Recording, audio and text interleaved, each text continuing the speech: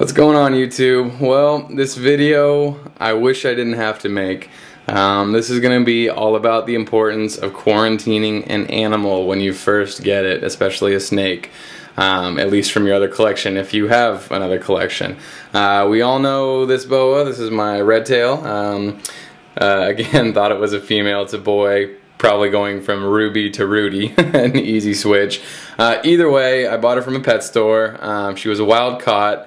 But when I got her, you know, she's always soaking, and I just kind of wrote it off to her being a BCC. The true red tails like to soak a lot more than the normal BCIs. But what I noticed last night, much to my dismay, was a little black dot crawling on her head. When I got close, it was a mite. If anybody knows about snake mites, they know that they are a giant concern in reptile collections.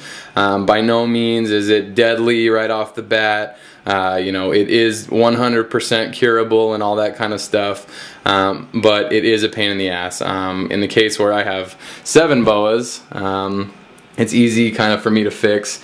I'm praying to God, and I hope you guys will pray with me, that one of them didn't make it into there, because that is a serious issue. There's all types of wood cracks and stuff that they could get in, and if I ended up finding one on Samson or in her cage, I would probably have to just ditch this whole thing, and that would definitely suck. So keep your fingers crossed for me. But right now I just want to shoot this. I'm done with 2 cages, but what I've had to do is remove all of the substrate, all of the decor, took the snakes out, I disinfected everything that's in their tank, I completely scrubbed down everything that's in there, and I'm just making my way around. I'm pretty sure that they didn't end up in any of these top cages, but it's very possible that it ended up in this one. That's the one I'm actually going to clean next, because this divider wall, you can see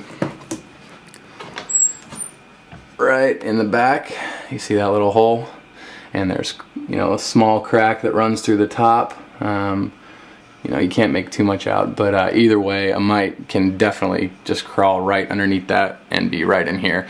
If they were to go to any of the other cages, they would have to, you know, find their way to these little slots, make it up and, you know, across these gaps and into here, which it's definitely possible. You know, they can travel across rooms, you know, and get in another cage.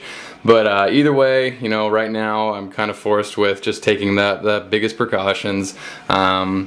What you want to do first thing when you find a boa, or when you get a boa, or even discover that it does have mites, you want to soak it in some water for a couple hours, because mites can't swim. So what they'll do is they'll actually go to the top, you know, any part of the boa that's out of the water, and then you can get stuff like Nix. It's a treatment for hair lice, and you mix a solution. Best thing to do is, you know, look on some of the forums, because they talk about this a lot.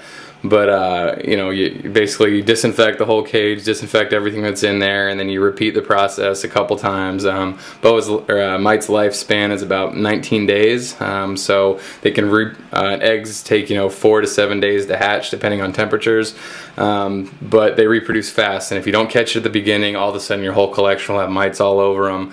They're an actual parasite, so they drink the blood of the snake.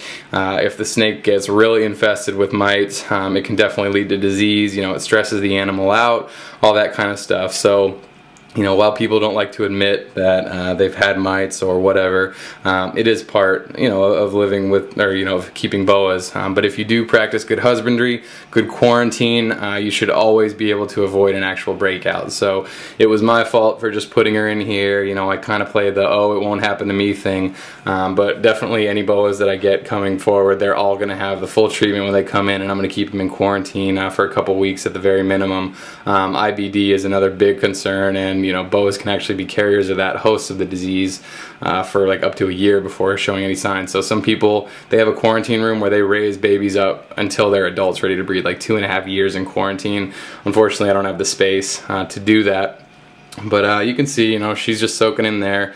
One real telltale sign of having mites in the cages is in the water. Like I said, mites can't swim. So when you look in here, what you would see is some black dots at the bottom of the water, and what's great is you don't see any of those in here, so they would sink, and they look like a little piece of pepper, like crushed black pepper, but if you actually pull it out and look close, like with a magnifying glass or even just really close to it, hey George, you would actually see little eggs on it. But like I said, if you want to know more, you know, search Reptile Insider. That's a great forum. There's tons of stuff on there, and even just Google, you know, snake mites, and you'll see a whole bunch of stuff. But you know, just wanted to show this, reinforce the need for quarantine. You know, no matter who you get an animal from, because you know, the best of breeders, it's still possible that, you know, somehow they got a mite. You know, you can go to a trade show and a mite can jump. You know, a reptile show, a mite can get on your boot. You know, stay there until you get home, you're standing in front of your cages, all of a sudden it jumps off and climbs in a tank. And it sounds crazy, but it can definitely happen. And since they have such a short, you know, reproductive cycle, if you don't see it and soon, it can get out of hand real fast. Yeah, you see him, he's about to shed, his cloudy eyes. So maybe that's why he's soaking. But you know, I've been on top of Rudy, like with a magnifying glass pretty much, not an actual one, but looking damn close. And you know, I haven't found any other mites besides the one I found last night, and then one little one this morning that was on this paper towel. But I've been on top of it. I'm going through the rest of my cages, and for a while now, probably about the next month or so, nobody's gonna have the pretty cage. Everything's gonna be a hide box and water on paper towel, because it's so much easier to monitor. Obviously, you know, you can't find a speck of dust in a pile of wood chips and pine shavings. So unfortunately, not the most attractive, but you know, they got what they need, and they'll be okay. But the important thing is you want your snakes to be healthy. You want to maintain great husbandry techniques. You know, wash your hands in between handling your boas. A great suggestion from Mack one time, big ups. He said, you know, handle your old boas first, the ones that are already established. You know, because if you know they don't have it, then you go in that order, at least the new ones get handled last. So if it is the case that they have one, you're not spreading it. But it's really easy to spread these things. So, you know, just wash your hands. Make sure you practice good husbandry, good quarantine, and you should be able to avoid it entirely. But if you are one of the unfortunate ones who actually does get a mite, just act fast, do what you got to do to clean it up, and you should be able to solve the problem right away, or within the next couple weeks. So I will probably add a video on the soaking and the treatment with the nicks and all that kind of stuff, because I'm going to go grab that tomorrow. But I just want to let you guys know that yes, it does happen, but even though it does, proper actions will get rid of it quick. So take it easy, and let me know what you think. Cheers.